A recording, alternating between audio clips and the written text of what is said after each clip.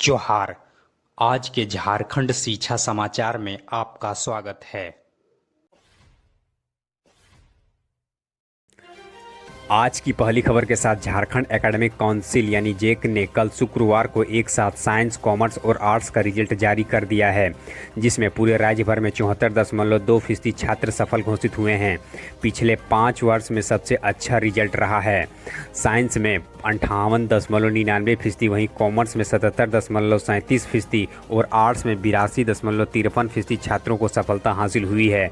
साथ ही बता दें कि इस बार परीक्षा में 2,31,300 छात्र शामिल हुए थे, जिसमें 1,71,647 छात्र सफल घोषित हुए हैं।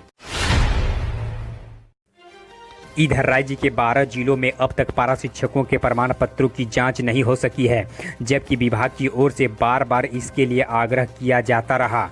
अब इन जिलों के जिला शिक्षा अधीक्षक और प्रखंड प्रसार पदाधिकारियों के खिलाफ कार्रवाई चल रही है। इसके तहत इन अधिकारियों का वेतन भी रोका जा सकता है। राज्य शिक्षा परियोजना की ओर से सभी जिलों के डीएससी को बार बार पत्र लिखकर पारा शिक्षकों के सर्टिफिकेट वेरिफिकेशन कराने को कहा गया था। पिछले 2 माह से यह काम चल रहा है। अब परियोजना की ओर से शिक्षा विभाग को रिपोर्ट भेजने की तैयारी है। रिपोर्ट भेजे जाने के बाद विभाग की ओर से कार्रवाई की जाएगी। साथ ही बता दें कि सर्टिफिकेट वेरिफिकेशन करने का काम 20 जून तक पूरा कर लेना था, लेकिन अब तक यह काम सफल सिद्ध नहीं हो पाया है। इधर राज्य में जेक बोर्ड के इंटर के असफल परीक्षार्थियों के लिए कंपार्टमेंटल परीक्षा का आयोजन किया जाएगा। यह जेक के अध्यक्ष श्री अरविंद प्रसाद सिंह ने बताया कि कंपार्टमेंटल परीक्षा का घोषणा बाद में की जाएगी। विभाग के दिशा निर्देश पर ही परीक्षा का आयोजन होगा। इसे भी ध्यान पर रखते हुए कंपार्टमेंटल परीक्षा में शामिल होने वाले छात्र अपनी तैयारी शुरू कर दें। सचिव महीप कुमार सिंह ने बताया कि कोविड काल में भी जेक ने समय पर मैट्रिक और इंटर का रिजल्ट निकाला है। साथ ही बता दें कि इसके साथ ही इस कोविड काल में 8वीं, 9वीं और 11वीं का रिजल्ट भी जारी किया जा चुका है। इधर राज्य मुख्यालय के आदेश के बाद धनबाद जिला शिक्षा विभाग में चापाकल बोरिंग घोटाले पर कार्रवाई को तेज कर दी है। गुरुवार को धनबाद जिले के 149 स्कूलों के हेडमास्टर सह संयोजक, विद्यालय प्रबंधन समिति व अध्यक्षों को फिर से शौकाज किया गया है। डीएससी अलका जायसवाल व डीएससी इंद्रभूषण सिंह के संयुक्त आदेश में कहा गया है कि वित्तीय वर्ष 2013-14 में धनबाद जिले के प्रारंभिक विद्यालयों में चापाकल लगवाने में गंभीर अनियमितता व उसके राशि के दुरुपयोग एवं क्षति के मामले में आपके विरुद्ध प्राथमिकी दर्ज की जानी है। बरती गई अनियमितता और सरकारी राशि के क्षति के मामले में ठोस साक्ष्य के साथ अपना स्पष्टीकरण 15 जुलाई तक दें। साथ ही बता दें कि जिन स्कूलों के प्राचार्यों को शौकाज किया गया है, वे वर्तमान में जिस विद्यालय में पदस्थापित हैं, वहां के पते पर शौकाज को भेजा गया है। इधर रांची विश्वविद्यालय और state bank of India insurance company limited के बीच में स्वास्थ्य बीमा योजना को लेकर समझौता हुआ। विश्वविद्यालय की तरफ से कुलपति ने समझौते पर हस्ताक्षर किया। इस स्वास्थ्य बीमा में छात्रों को 50,000 तक का स्वास्थ्य बीमा लाभ निःशुल्क मिलेगा। वहीं शिक्षक, पदाधिकारियों एवं कर्मचारियों को 4 लाख तक का स्वास्थ्य बीमा कराया गया है। यह बीमा पूरी तरह से कैशलेस बीमा योजना है। यह सुविधा स्नातकोत्तर व स्नातक के नए बैच के लिए है। इधर राज्य के शिक्षा मंत्री श्री जगन्नाथ महतो ने केंद्रीय मानव संसाधन विकास मंत्री श्री रमेश पोखरियाल को पत्र लिखकर राज्य में अप्रशिक्षित रह गए लगभग 3500 पारा शिक्षकों के प्रशिक्षण का एक और मौका देने का अनुरोध किया है। उन्होंने इस संबंध में केंद्रीय मंत्री को दोबारा पत्र लिखा है। उन्होंने इस संबंध में पूर्व में भी उनके द्वारा तथा मुख्यमंत्री श्री हेमंत सोरेन के द्वारा पत्र लिखे जाने की भी जानकारी दी।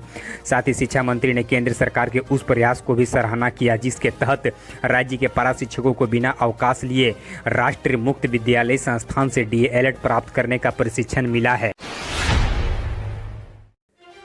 इधर कोविड-19 के कारण स्कूलों में चल रही ऑनलाइन क्लासेज को लेकर मानव संसाधन विकास मंत्री ने गाइडलाइन प्रज्ञाता के नाम से जारी किया है। इसमें कहा गया है कि प्री प्राइमरी के छात्रों के लिए ऑनलाइन क्लास 3 मिनट से ज़्यादा नहीं हो। पहली से 8वीं तक के लिए 45-45 मिनट के 2 ऑनलाइन सेशन और 9वीं से 12वीं तक के लिए 30 से 45 मिनट के 4 ऑनलाइन सेशन लेने की बात कही गई है। मानव संसाधन विकास मंत्री श्री रमेश पोखरियाल ने कहा कि गाइडलाइंस को छात्रों के दृष्टिकोण से तैयार किया गया है।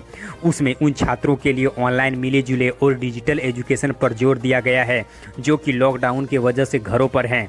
डिजिटल शिक्षा से संबंधित इन गाइडलाइंस से शिक्षा की गुणवत्ता को बढ़ाने के उद्देश्य से ऑनलाइन शिक्षा को आगे बढ़ाने के लिए रोड मैप या पॉइंटर्स को मुहैया कराए गए हैं। इधर चाईबासा महिला कॉलेज के पूर्व प्रिंसिपल डॉक्टर आशा मिश्रा को फर्जी जन्मतिथि प्रस्तुत करने के आरोप में कोल्हान विश्वविद्यालय ने जबरन सेवानिवृत्त करा दी है।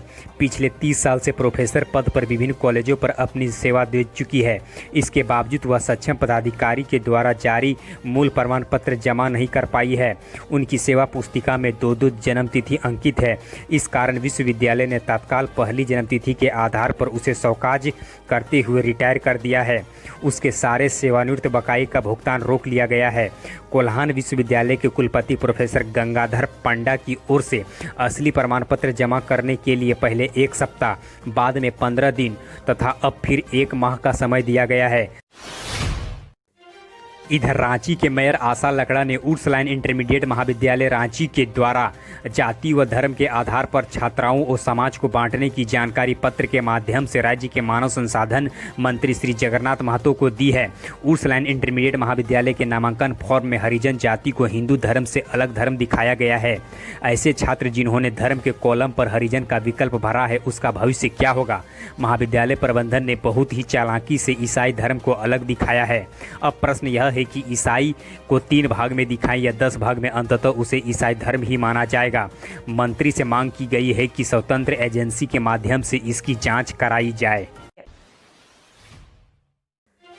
इधर स्नातक सेमेस्टर 6 और स्नातकोत्तर सेमेस्टर 4 की परीक्षा को लेकर उत्पन्न संशय को विनोद बिहारी महतो कोयलांचल विश्वविद्यालय ने साफ कर दिया है। आगामी दिनों में होने वाली परीक्षा होम सेंटर पर ली जाएगी। परीक्षा महज 2 घंटे की होगी। इस दौरान कोरोना संक्रमण के बचाव को लेकर यूजीसी के सभी दिशा निर्देश का पालन किया जाएगा। गुरुवार को बीबीएमकेयू परीक्षा का आयोजन को लेकर संपन्न हुई बैठक में यह निर्णय लिया गया। परीक्षा नियंत्रक डॉक्टर सिंह ने बताया कि पहले विज्ञान की परीक्षा आयोजित होगी, इसके बाद कला, फिर कॉमर्स की परीक्षा ली जाएगी। परीक्षा के दौरान यूजीसी के 31 निर्देशों का पालन किया जाएगा। परीक्षा व फॉर्म भरने की तिथि को घोषणा जल्द ही कर दी जाएगी।